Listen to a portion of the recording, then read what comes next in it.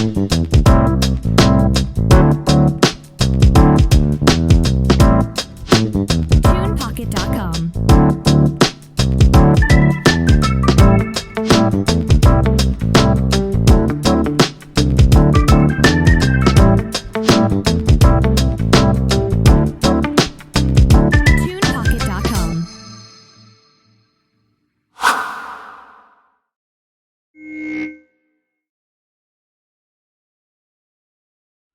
Good day to everyone out there. Welcome to another episode of the Sean Farrell podcast. I am Sean Farrell. God is great all the time.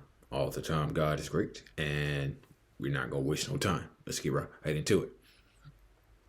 So I saw a post from the American Foundation of Suicide Prevention and AFSP. And they were talking about parents and school staff who help their kids return to school after a hospitalization for attempted suicide, okay? And it just has a few things up here.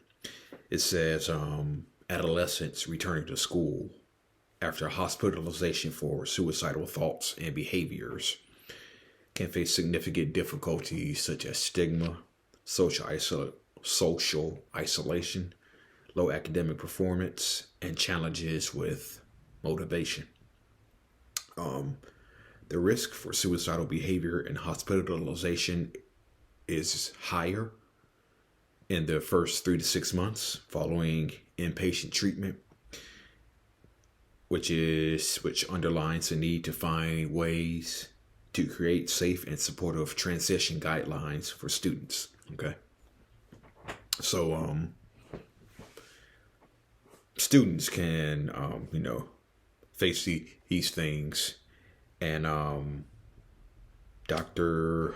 Marissa, I'm going to try and pronounce his name right, y'all. Dr. Marissa Maracchini.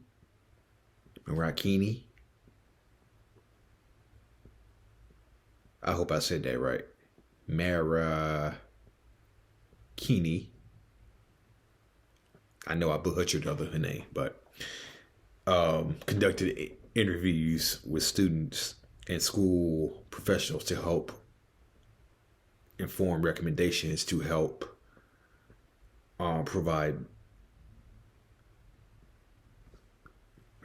conducted interviews with students and school professionals to help better inform recommendations to help with help provided by hospitals to schools to help with the transition for kids and adolescents who have been hospitalized with suicidal thoughts, suicidal behaviors, and whatnot.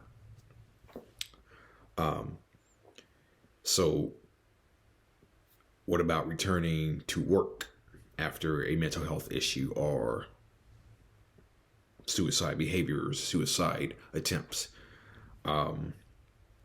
You can speak to your mental health provider about your progress and what you think you'll be able to do.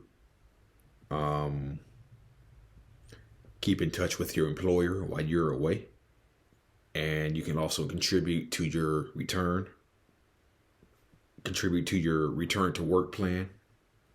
The plan can include your start date, your return date, hours of work, duties, tasks to avoid, support to be provided, and review dates. I think one of the other things that's listed is being patient. It may take a while for you to adjust being back. So try not to get frustrated if you think your progress isn't going quickly. These things take time, as it does with recovery from depression, recovery from addiction, recovery from drinking, recovery from anything. Takes time.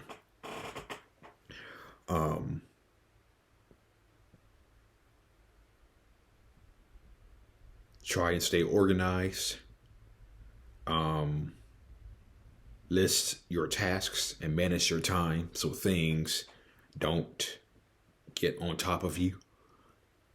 Don't be afraid to ask for help if you're feeling overwhelmed. Speak with your manager for some support, and take care of yourself. Exercise regularly, eat a balanced diet, keep in touch with family and friends, which is self-care, which is a perfect transition into all alternatives to self-harm. Okay. I've had people at the Memphis Walk who self-harmed, and she showed me her scars. I showed her mine. And I've met people who have self-harmed before. I've known people who self-harm. And just some alternatives to self-harm are beating up a pillow, journaling, meditation, mindfulness, listening to music, putting on some incense, putting on some candles, reading, drawing, beating up a pillow, going for a walk, playing with the pet, tearing up a phone book, cleaning your house, taking a bath, anything that is safe and fun that does not involve any type of self-harm. Yeah. So those are just a few of the alternative things that you can do when you think about self-harming. Those are just a few things. I know they have a lot bigger lists on what you can do for alternatives to self-harm, but those are just some of the things that I could think of. Hey, you can even wash your car.